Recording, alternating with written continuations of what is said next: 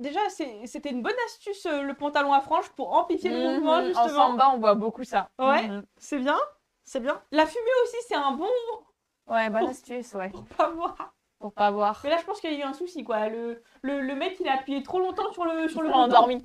Il y avait une bonne technique. Et il y avait une bonne énergie de samba. Donc là, ça ressemblait à une samba. Il faut faire attention aux jambes et aux hanches. Mieux ses jambes vont être, mieux ses hanches seront. Que fallait vraiment plier devant et tendre derrière. Il a fait un barrel turn. C'est un tour qui est assez pas compliqué à faire, mais il l'a fait d'une manière où, pour le faire de cette manière-là, il faut vraiment avoir confiance. Hein. Parce que c'est un tour où tu te lances comme ça Ah oui, oui, et tu d'accord. finis tes limites parallèles au sol. Dans ce latine et standard, canaliser son énergie, ça passe beaucoup dans les bras, dans comment t'envoies, comment t'arrêtes ton mouvement. Mais en contemporain, en jazz, c'est beaucoup plus difficile de canaliser l'énergie. Surtout nous, on nous demande d'être full out, donc d'envoyer l'énergie à fond et tout. Mais il faut savoir être précis. Et Inès, elle est très bonne prof là-dessus. C'est qu'elle est carrée, quoi. Elle a fait ça toute sa vie. Et oui, il y avait des hanches. Il y avait des hanches. Un peu. Oui, il y avait des hanches. Et énergie mieux maîtrisée que sur le cha-cha. Oui. Voilà. Puis bon, bah, très divertissant. Et les parties afro, c'était super.